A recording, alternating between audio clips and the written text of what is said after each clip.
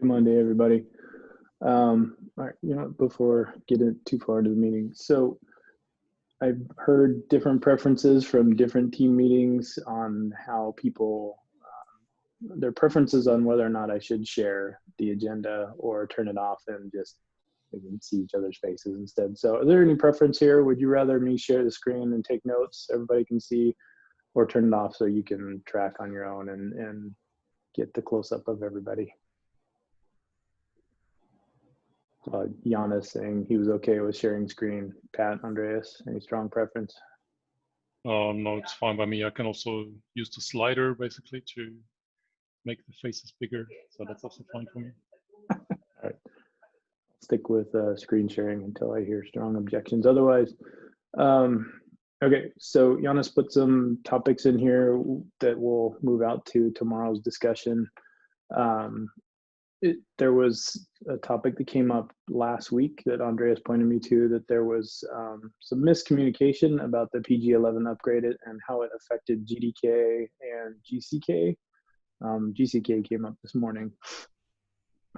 So I can't remember who put this line item in here, but I put in a future planning issue for that so that we make sure that we learn from this on how we can get better at communicating out the major upgrades, because we're going to be doing this annually, right? We're going to get into a cadence where we are following the Postgres upgrades with our major upgrades. So we want to make sure that whatever we missed this time, we don't miss next time, and just continue to iterate and get better. So I created an issue, just continue to take notes on areas that we may have missed or can improve on, and make sure it gets incorporated to the next upgrade. So any questions on that? I wasn't sure, like obviously we missed the GDK side and GCK and perhaps even other projects that we don't even know of. So it's a sort of a wide area that you have to consider for that. So I guess it's on us to find those projects and communicate, but perhaps not, it's not on us to fix all those projects or to, it's more about the organizational aspect of that, right?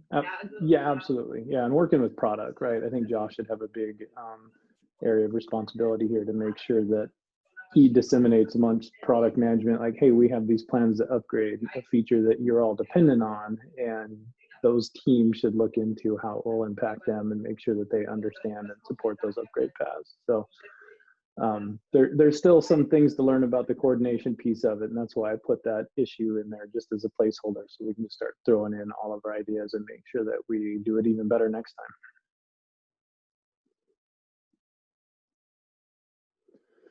And Jose, you got an infrastructure DB roadmap?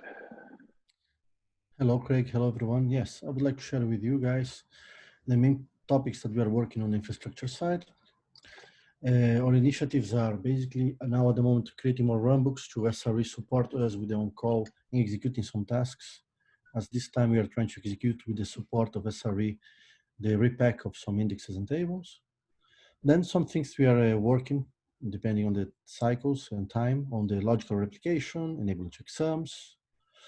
I did some dashboards for on saturation and analysis that are now part of the Grafana. I will try to implement some stuff, some points with the dashboards of saturation from Andrew that are more generic and so on.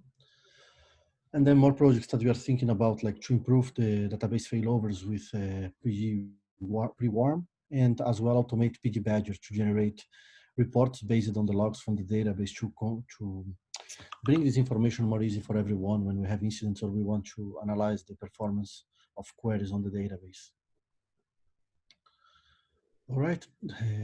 Of course, all of them I will not manage to finish in this quarter, but this is like the main lines or main ideas that we have for the moment. Awesome. Thanks for sharing, Jose. That's great. And I just have one more comment here about like some analysis that I did about the CI builds that I think is a great table that we could think about, or just would like to give the idea to partition. Is 1.4 terabytes at the moment. And for what I understand, like the old builds, perhaps we don't need them, or I don't know if we can try to look this with the team with the development team for how long we need to keep the status of the builds in this database. Because maybe we could have a second data store and lock this and move the partitions to another data store. I don't know, like, and reduce this from our live database, you know, just ideas. Yeah, did you see the Epic? And Craig just linked that. There is actually support for CI retention, so basically dropping that data after a certain while. And apparently we already support that. And the question is just if we can enable that on GitLab.com. I think that would help us greatly if we can get rid of that very old data. So that is already available. It's just a matter of enabling it or making the decision to enable it. Can you give me this issue, please? Or where is defined the retention policy, please? I can find the issue. So there is this epic that Craig is just sharing on the screen. Okay. And there's also a link there.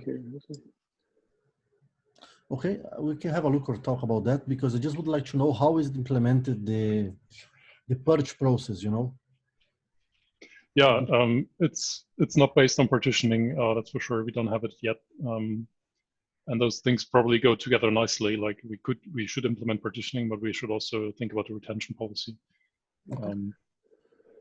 Yeah, because we need to be careful with the purge, you know. So, but I agree, it will be great if you can do it. Andreas, are we just waiting for like product feedback on what we should keep and what we should not? That is my impression, yes. Okay. Figuring out what customers still expect, or how we can, we're dropping data, so. Okay, I will follow up with Josh on that one.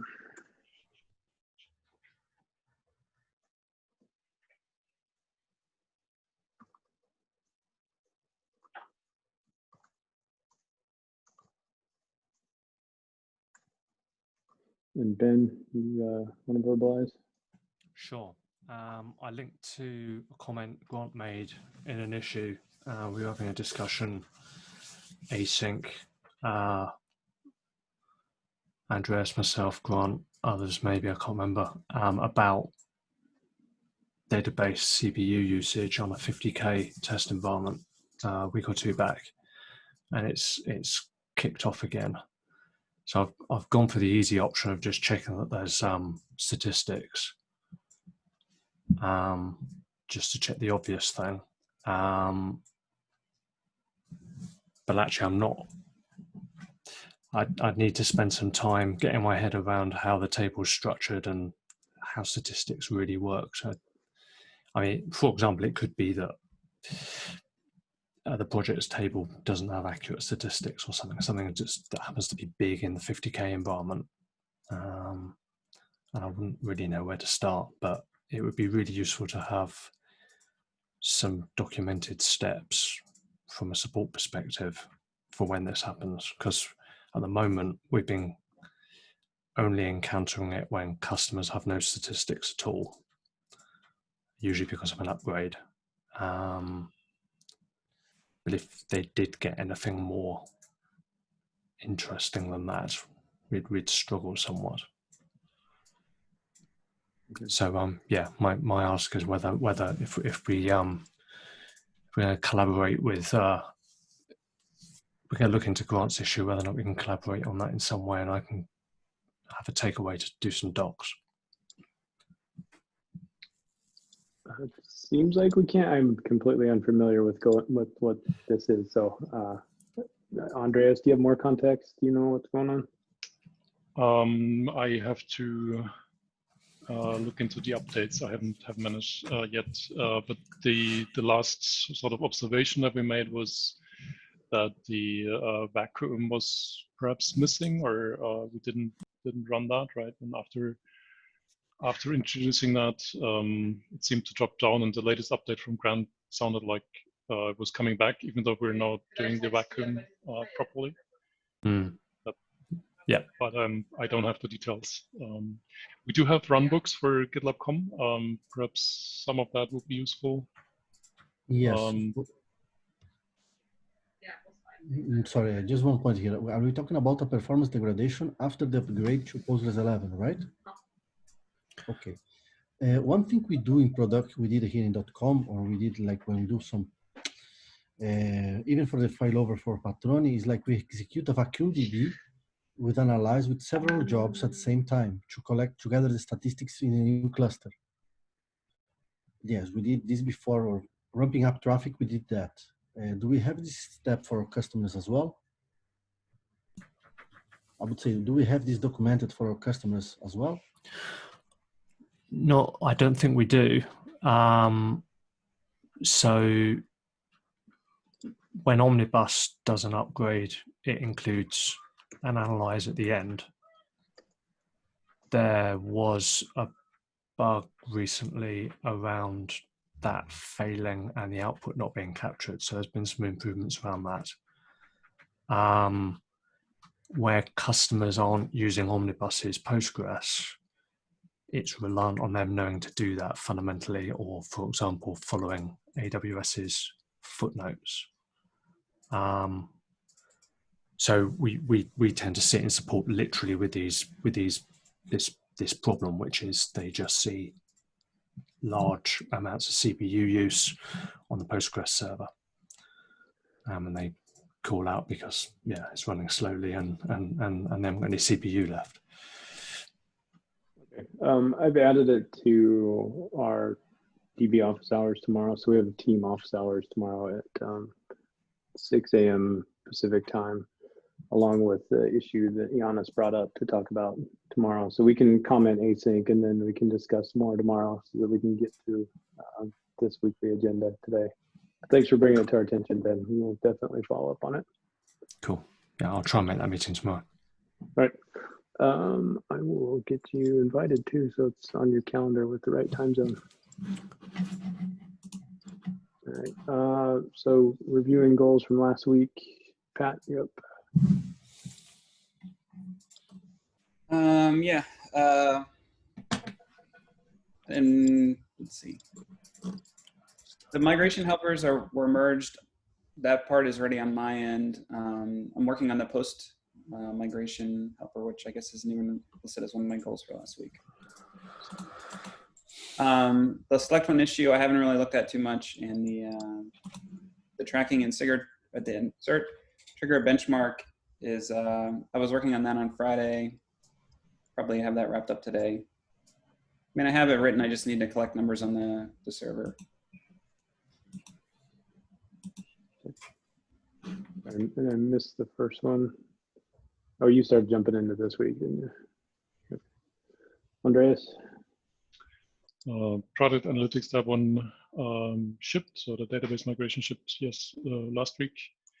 That had the hash partitioning strategy included, which led to the discoveries and troubles in development environment. So I'm following up with that today, where I added a warning and see what else we can add in terms of documentation and stuff like that. I hope we don't have to revert the change. I'm hoping it goes in that direction.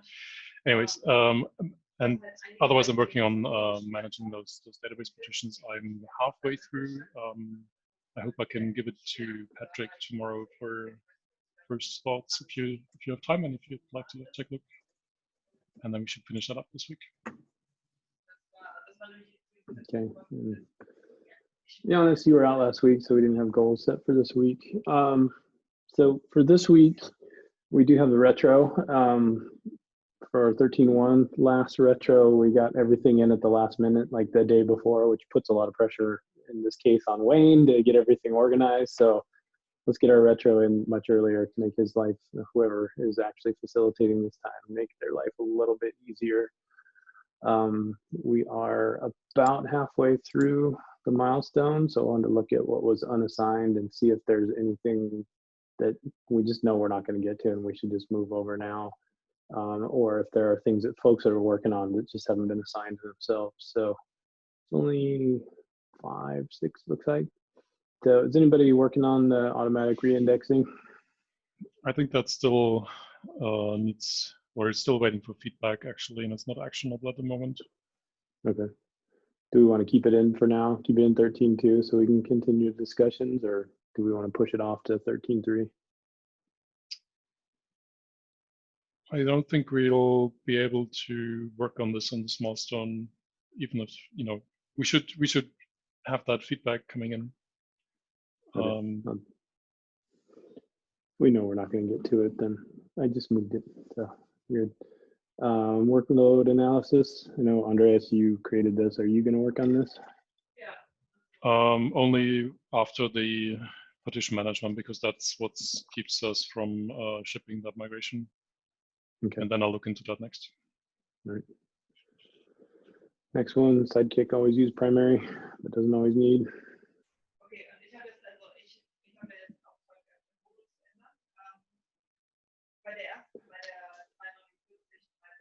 Probably also more exploratory. Okay. Is it a high enough priority? We should keep it in for the next thing to pick up if folks are looking for work.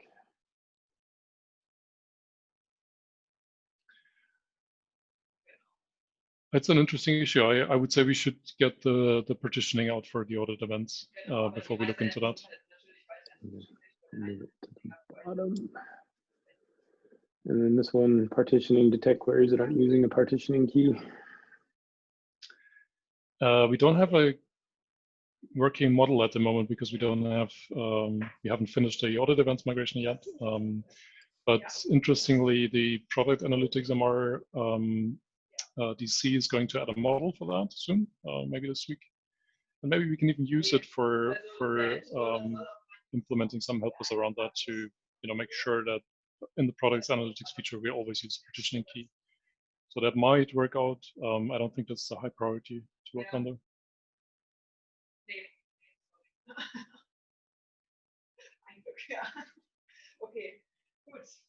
I think you're muted, Craig. You are correct. There you go. The UI UX changes, I'll follow up with Josh to find a home for that. Yeah, cool.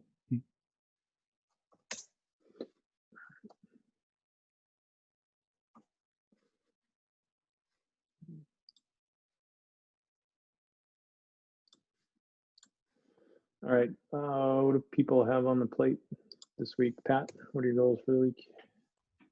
I want to wrap up the finalized partitioning migration helper, the post-migration. And there's a few changes that came out of that, there's MRs that are being reviewed right now. And the other one is we were supposed to originally this morning deploy the issue that's been out there for a while for this conflict-free schema version handling. I was kind of looking at that a little bit over the weekend, and I had a thought about something, and I discovered an issue that I want to look into a little bit more before we roll that out. So I'm going to make that a priority this week too, to try to get that wrapped up.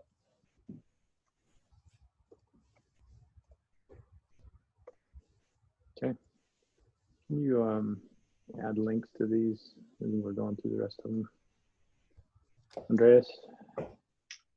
I would like to get the partition management out, and that's also the last step for shipping that migration. So hopefully by the end of the week, we can merge the actual migration for audit events.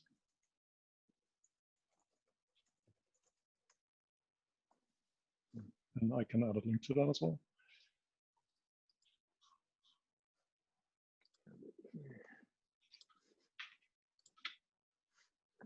All right. Jonas? I want to finish a fix I'm doing right now for a fix that will be backported to 13.1. And then I will pick one of those open issues that we discussed. So I will help there. So by tomorrow, I will tell everyone. Okay. All right. So one thing, I need to find the do. So on your issues that you're working on, if you are going to ship them in this milestone, please mark them as deliverable. There's a new initiative out there for a say-do ratio. So when we're working in the milestone, the things that we say we're going to do and what we actually do, they're trying to measure them to see what our ratio is. the way we work. We're a little more Kanban style. We pick things up as we go along, but it's still a good exercise for us to go through and mark things as deliverable through the milestone if we feel we are going to ship them in the same milestone. And then we can review things that slip over milestones. So like if you pick something up in the last week of the milestone, you know it's not going to make it, just don't mark it as deliverable, and then we can review it for the next milestone. So anything you've shipped in this milestone and you think you're going to ship in this milestone, please mark as deliverable. And then these are 2 that I just added as follow-up items for this week. And Andreas, I think you were the one typing this. Yeah, there was a suggestion to add another release post to make sure that the Postgres 11 upgrade is heard. Now that we have this breaking migration shipped. Is that something we should be doing? Like, I mean, we've sort of publicly announced that 13.0 is going to need Postgres 11. So should we put an emphasis on that as well again? I think it's a good idea. I think it should probably be a targeted release post, because our last several release posts have had the deprecation warnings at the bottom of the page. So it seems like it would just kind of fall into the void if we say, hey, it's you know, PG11 is required. I think if we make it specific to the issues that we've seen, like, hey, we know there's an issue with GDK, we know there's an issue with GCK, and we're fixing them, you can follow these issues, or here's the steps you can do to actually do your own upgrade and make sure things continue to work. So yes, it's a good idea. I think it needs to be a little more specific than a general PG11 announcement.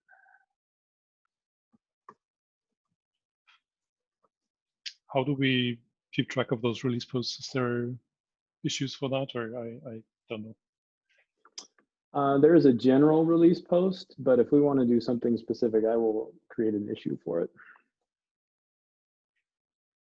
Okay.